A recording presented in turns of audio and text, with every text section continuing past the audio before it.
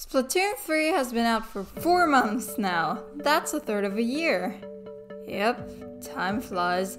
So what better way to celebrate this anniversary than to go back and play the Splatoon 2 Octo Expansion for my first time ever. Hello there, dear peoples. I'm Sophie, Wimmigang, and I have never played the Octo Expansion. But after I beat After Alterna, I wanted to see what Splatoon fans were complaining about for such a long time. I wanted a taste of their salt and see if it was truly harder than the entirety of the Splatoon 3 hero mode. All of this was recorded live, and still will be since I'm not done with it. So I'm gonna be talking to my friend Tails through some of the footage. If you want to be there while I stream this series, I'm always streaming on Saturday 7 PM CST. So come and check it out and you might be mentioned in the series as well. Now without any further ado, let's get right into it. After I wake up with an old man without any recollection of what happened before, I have to choose what my Octoling looks like without adding the Octoling rival hairstyle. Come on, Nintendo! After a bit of consideration, I went for this one because male Octolings are underappreciated. Then I take him through the first level, which is easy because the game loves to throw you into a false sense of security. Then he meets a telephone who tells him that he has to find 4 things in slang, then sends him into a subway.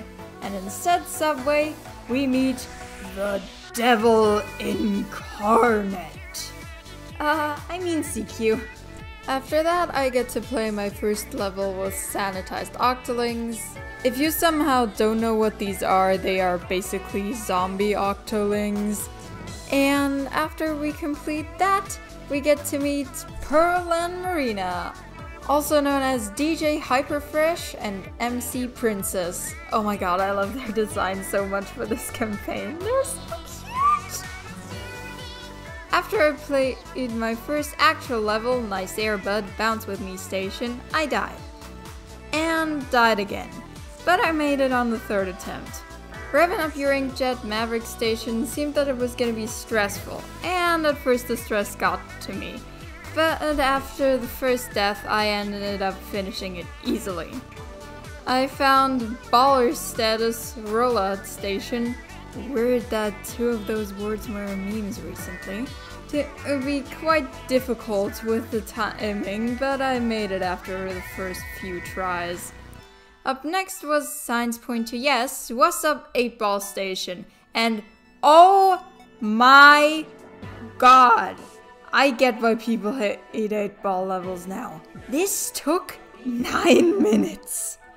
I had to get a tip from Tails in order to progress through one part because I could not have gotten any further without his help, and I was so glad when I finally made it. I think I finally realized why people complain about the difficulty of the Octo Expansion. After that was Blast from the Past, Far Out Station, and I'm really proud of the way I beat it because it was without any deaths.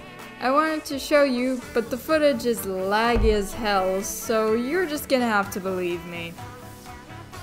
After beating that station, I get cool glasses from an isopod.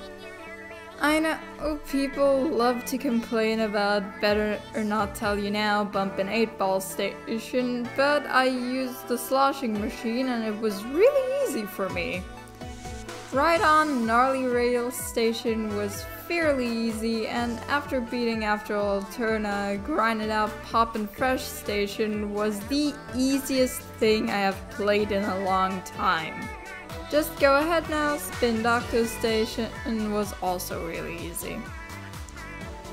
Just Cruisin' Ride Station was more difficult than Rainmaker for me because of my, well, aggressive playstyle and tower control. As 50 yellow balloons go by, Pop Rock Station was pretty easy, and so was Heads Up Missiles Up Ink from Above Station. step it up, breakdown station appeared to be difficult and I died a few times, but once I thought every step out carefully, it wasn't too bad. Bring the Ruckus Fat Splat station was kinda difficult, but also fun. Rock'n'Roll and Brood Roll Up station was also really easy. In Outlook Not So Good, Tubular 8-Ball station, I died only because I didn't pay attention. Twice. It is decidedly so, Whack 8-Ball station was another pretty easy 8-ball level. Blowing it up like it's all good, Notorious 8-Ball station was another level where I had to think in order to beat it, which means I died a lot until I eventually did. I'm not smart, okay? You may rely on it, Fly 8-Ball station was another easy level, so not all 8-ball levels are hard, I guess. People just like to complain about the ones that are extremely difficult, I think. And after that, the Isopod gives me some cool armor. Dink and Dunk Shrinky Station was kinda difficult, but I beat it at my third attempt because I figured out how to properly play it after the failed attempts. You Like to Move It Station was a total nightmare.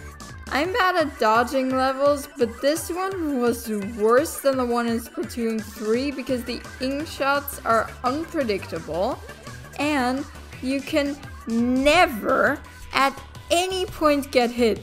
So here's the attempt that I finally made it through on, but God, I never want to do that again. I'm tired of this. I'm so tempted to just say, you know what, I'm not even gonna attempt doing it, I'm just gonna skip it. But I don't want to do that.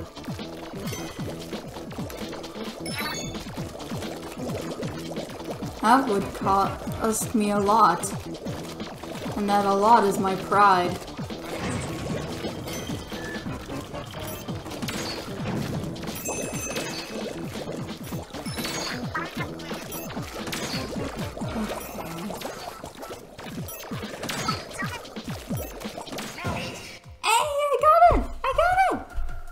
Let's go! That was not worth it whatsoever. To calm myself down, I did Stamped Up Station, but I don't really remember how it went because OBS decided to randomly quit recording. But I do remember how Don't Just Stand There, Bust and Move Station went because it was very easy. And so was Reply Hazy, Try Again, Totally 8-Ball Station. But round, 8-round station wasn't easy at all and once again required me using my brain. Which is fun, because usually I don't think during gameplay, I just go. As I see it, yes, Bodacious 8-Ball Station was a really good level to calm down from that, as it was another very easy 8-ball level. Yeah, I think people just like to complain about the hard ones. And the last one of today is Do It With Some Style, McFly Station, and I don't get why people don't complain about this one. Yes, it has more regular attacks, but you gotta dodge them with a very difficult to control inkjet. And yes, it only just now occurred to me that I may have been able to shoot the 8-balls down with the inkjet, so I guess the difficulty on this one is on me. Anyway, here's a clip of me beating it.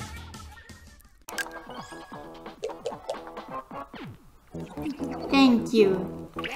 That makes me strong. That makes me feel stronger. Okay. Let's do this again.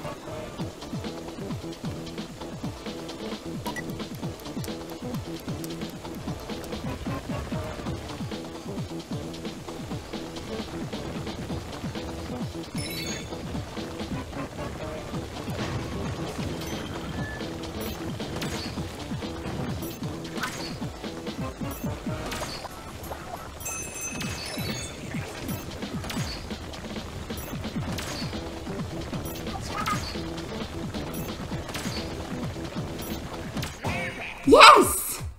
Let's go!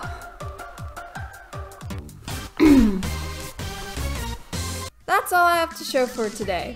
But I'll have more fresh content next week. As I already said, you can join the streams anytime if you're interested.